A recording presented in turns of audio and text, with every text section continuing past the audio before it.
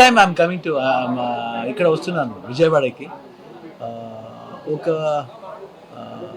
Straight film చేస్తున్నాను. First time తెలుగులో హీరోగా ఫస్ట్ టైం చేస్తున్నాను. ఫస్ట్ శాతకర్ణిలో ఒక సాంగ్ చేశాను.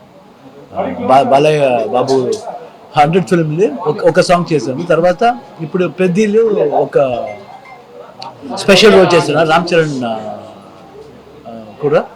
ఇప్పుడు ఫస్ట్ టైం తెలుగులో స్ట్రైట్ ఒక బయోపిక్ ఫిల్మ్ చేస్తున్నాను.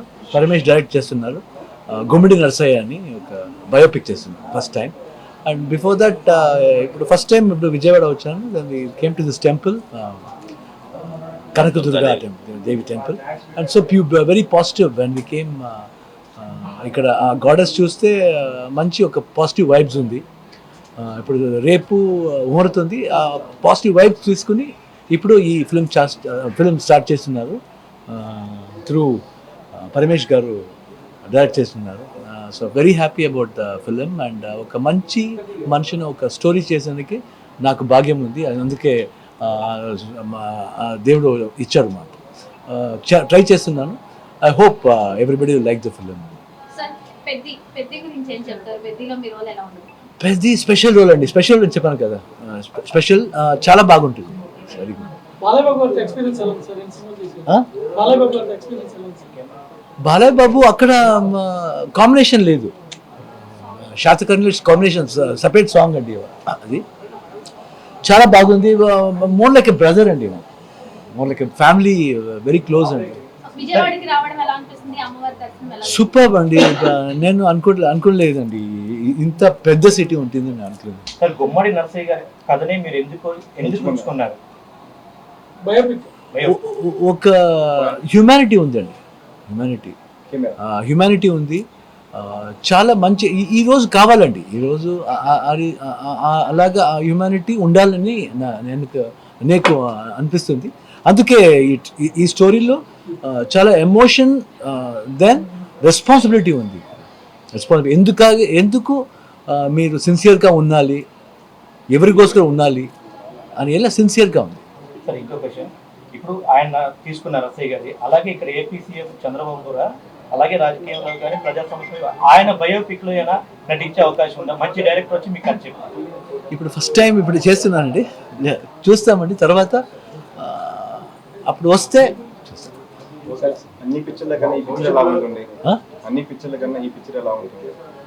సేమ్ ఫిల్మ్ అలాగే ఉంటాను. 100% ఎమోషన్స్ ఉంటుంది. తర్వాత ఒక ఫిల్మ్లు, commercial film any how much drive కావాలో అన్నీ వస్తుంది.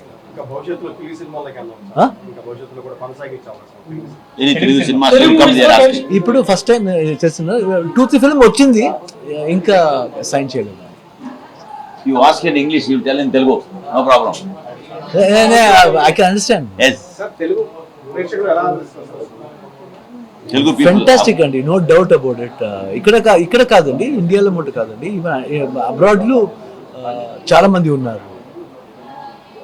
చాలా మంది గుర్తుపెడతారు and they respect us. And మంచి ఫుడ్ ఇక్కడ, very good food. I love Andhra food. వాళ్ళకి ఏం చెప్పన్నారు సార్? మీరు మూవీ ఎలా ఉంది? అప్పుడు ఎక్స్ప్లెయిన్ పెట్టుకుంటారు సార్.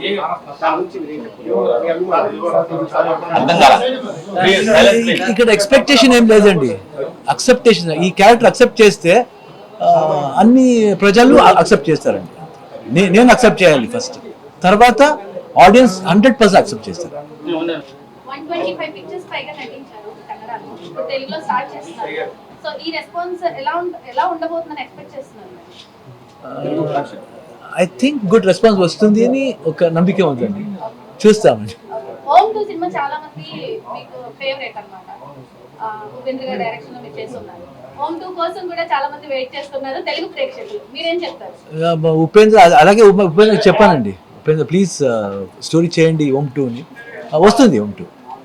దేశంలో ఎంతమంది ప్రజాప్రతినిధులు, పాలకులందరూ ఓన్లీ ఫర్ గుమ్మడి నరసయ్య గారినే ఎందుకు ఎంచుకున్నారు? డైరెక్టర్ గారు మీకు ఏ విధంగా స్టోరీ నేరేషన్ చేశారు? సింపుల్ అండి, సింపుల్ అండ్ సింప్లిసిటీ. వాడికి సింపుల్గా ఉన్నారు, సింప్లిసిటీ ఉంది. అదే టైంలో ఒక ఎయిమ్ ఉంది, ఏం చేయాలి అని ఎయిమ్ ఉంది, ఇంటెన్షన్ ఉండాలి. సింపుల్ అండ్ సింప్లిసిటీ ఉంటే చాలండి, చాలండి. ఇప్పుడు అది ఒక ఎయిమ్ ఉందండి, ఎందుకాగి ఎలాగ ఉండాలి. సో ఒక ఎయిమ్ ఉంది ఈ సబ్జెక్ట్లో. రామ్ చరణ్ గారితో ఎలా అనిపించింది? ఐ లవ్ హిమ్ అండి. Only one thing I love Ram Charan. ఒకసారి మూవీకి డబ్బింగ్ మీరే చెప్తారు. చెప్తా 100%. ఎస్ అండి, నా పేరు పరమేశ్వర్ హివ్రాలే. మాజీ ఎమ్మెల్యే ఎక్స్ఎమ్మెల్యే గుమ్మడి నరసయ్య గారు ఇల్లందు నుంచి 5 సార్లు శాసనసభకు ఎన్నికయ్యారు. 1983 దగ్గర నుంచి 2009 వరకు కంటిన్యూస్గా ఇనామస్గా గెలిచారు. మధ్యలో ఒకసారి 1994 నుంచి 1999 వరకు ఒక చిన్న సంఘటన జరిగింది. సార్ మీరు అందరూ అడుగుతున్నారు కదా, గుమ్మడి నరసయ్య గారు ఇంతమంది నాయకులు ఉన్న తర్వాత గుమ్మడి నరసయ్య గారు కథ ఎందుకు చూస్ చేసుకున్నారని. సరే నేను క్వశ్చన్ అడిగాను సార్ రాజకీయం అంటే ఏంటని. మనం బతకడం కోసం రాజకీయాలకు రావద్దు, మనం నమ్ముకున్న ప్రజల బతుకులు మార్చడం కోసం రాజకీయాలకు రావాలి. రాజకీయం అంటే ఉద్యోగమో వ్యాపారమో కాదు, ఒక సామాజిక బాధ్యత.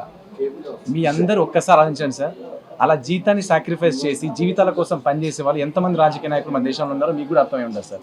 సో ఈ చూస్ చేసుకోవడానికి జనరేషన్కి ఒక కాంట్రిబ్యూషన్గా మా సైడ్ నుంచి నేను ఇవ్వాలనుకున్నాం అనుకున్నప్పుడు ఈ నిర్ణయం తీసుకున్నాం సార్. ముందుగా కర్ణాటక చక్రవర్తి డాక్టర్ శివరాజ్ కుమార్ గారికి మనందరూ కూడా నేను నా సైడ్గా నా సభ్యులందరూ తల వంచి శిరస్సు వంచి ఆయన నమస్కరిస్తున్నాం సార్. ఎందుకంటే సార్ గొప్ప కథలు చూస్ చేసుకోవాలంటే గొప్ప మనసు ఉండాలి సార్ ఫస్ట్గా. అలాంటి గొప్ప మనసు రాజ్ కుమార్ సార్ ఫ్యామిలీకి, ఎంటర్ ఫ్యామిలీలో ఉండే వాళ్ళందరికీ అది ఉంది సార్. తెలుగు ప్రజలు ఏ రకంగా ఆదరించారనేది మీరు రీసెంట్లీ మీరు చూసుంటారు సార్. మోషన్ పోస్ట్ ఒకటి లాంచ్ చేశాము గుమ్మడి నరసయ్య గారిది సార్. యావత్ దేశమంతా కూడా తిరిగి చూసేలాగా చేయడానికి బలమైన కారణం కూడా ఏమైందంటే సార్, కథకి ఆ మూలాలకి ముందు తీసుకెళ్లే తరుణం కావాలి సార్. ఆ పవర్ ఏదైతే ఉందో సార్, నాకు సార్ దృష్టి అంటే సార్ ద్వారా నాకు ముందు తీసుకెళ్ళడానికి అవకాశం దొరికింది సార్. ఒకటైతే చెప్పగలుగుతున్నాను సార్, ఒక ఇంజనీరు, ఒక డాక్టరు, ఒక లాయరు, ఒక ఐఏఎస్ ఐపీఎస్ వీళ్ళందరూ కూడా మన దేశాన్ని ముందు తీసుకెళ్లే తరుణంలో ఉంటారు సార్. వీళ్ళందరూ చేయడం వల్లే మన దేశం ముందుకెళ్తుంది సార్. వీళ్ళందరూ కూడా రాజకీయ నాయకుల కింద పనిచేయాల్సి వస్తుంది సార్. మనకి ఖచ్చితంగా మేలుకోవాల్సిన అవసరం కూడా ఉంది సార్. ఫ్యూచర్ జనరేషన్కి మన కాంట్రిబ్యూషన్గా మన పిల్లలకి ఏమి ఇవ్వాలనుకుంటున్నామో అది మాత్రమే ఈ సినిమా ఇస్తుంది సార్. ఇక్కడ ఏ కాంట్రవర్షియల్ లేదు సార్. ఒక గొప్ప నాయకుడు వాళ్ళ ప్రాంతం కోసం నిష్కలంగా, అంటే ఎలాంటి ఎక్స్పెక్టేషన్స్ లేకుండా ప్రజలకు ఎలా సేవ చేశాడు, ఎంత కాంట్రిబ్యూషన్ అయినా ప్రజల కోసం ఇచ్చాడు, చదువు కోసం, వాటర్ కోసం, పవర్ కోసం ఎంత గట్టిగా ఫైట్ చేశాడని మాత్రం ఈ సినిమా చూస్తున్నారు. దాంట్లో శివరాజ్ కుమార్ సార్ని ఎగ్జాక్ట్లీ ఒక్కరోజు మాత్రమే నేను చూశాను సార్. శివరాజ్ కుమార్ గారికి కథ చెప్పినప్పుడు ఆయన మాత్రం కనిపించారు. నెక్స్ట్ డే నాకు ఆయన కనిపించలేదు సార్. నాకు గుమ్మడి నరసయ్య గారే కనిపిస్తున్నారు సార్ ఆయనలో. సో అంతా ఆయన ఇది చేశారు sir. That is a thing sir. And ఆదరించినందుకు మొదటిసారిగా ఆయన తెలుగు పరిశ్రమలోకి ఎంటర్ ఇస్తున్నారు సార్. ఆయన 135 ఫిలిమ్స్ సార్ ఆయన చేసింది. ఇప్పుడు యాజ్ ఎ డెబ్యూగా తెలుగు ఈ సినిమా చూస్ చేసుకున్నారు. తెలుగు ప్రజలందరికీ కూడా గుమ్మడి నరసయ్య గారికి ఎలా అయితే ఆదరణ దొరికిందో ఈ సినిమాకి మా అందరి టీంకి కూడా మీ ఆదరణ దొరుకుతుందని మనస్ఫూర్తిగా కోరుకుంటూ సెలవు తీసుకుంటారు. తెలుగులో చాలా మంది హీరోలు ఉన్నారు, ఓన్లీ ఫర్ రాజ్ కుమార్ గారిని మీరు ఎందుకు సార్? ఇక్కడ కథ రాసుకోవడం వరకే మాత్రమే ఒక డైరెక్టర్ చేతిలో ఉంటుంది సార్. కథ ఎవరు చేయాలనేది భగవంతుడి నిర్ణయం సార్, స్క్రిప్ట్ నిర్ణయం సార్. ఆ స్క్రిప్ట్ ఎవరైతే మీరు అన్నారు కదా సార్, రియల్ మ్యాన్ అంటాం కదా sir, real politician and real హీరోనే చేస్తున్నారు సార్. అందుకే స్క్రిప్ట్ అక్కడి వరకు వెళ్ళింది. ఆ క్యారెక్టర్ని కరెక్ట్గా రీప్లేస్ చేసే వ్యక్తులు నాకు ఇండియాలో ఇంకెవరు కనిపించలేదు సార్. నాకు శివరాజ్ కుమార్ సార్ కనిపించారు. వెళ్ళి ఆయన దగ్గర నేను కరెక్ట్గా చెప్పండి సార్. అమర్ దర్శనం సార్, ఇప్పుడు ఒక్కటి చెప్పేస్తాను సార్. సార్ మీరు అన్నారు కదా సార్, పుచ్చలపల్లి సుందరయ్య గారు, తమిళ నాగిరెడ్డి గారు, ఇలాంటి చాలా మంది గొప్ప లీడర్స్ ఉన్నారు సార్. గొప్ప లీడర్స్ కాంట్రిబ్యూషన్ మన దేశానికి ఇచ్చారు సార్. కానీ I need living legend sir. బ్రతుకున్న నాయకుడు కావాలనే ఉద్దేశంతోనే నేను అతను చూస్ చేసుకున్నాను. మీ మీడియా ప్రతినిధులు అందరూ కూడా గుమ్మడి నరసయ్య కాకుండా పలానా వ్యక్తి ఉన్నారని నాకు చూపించండి సార్. డెఫినెట్లీ దాని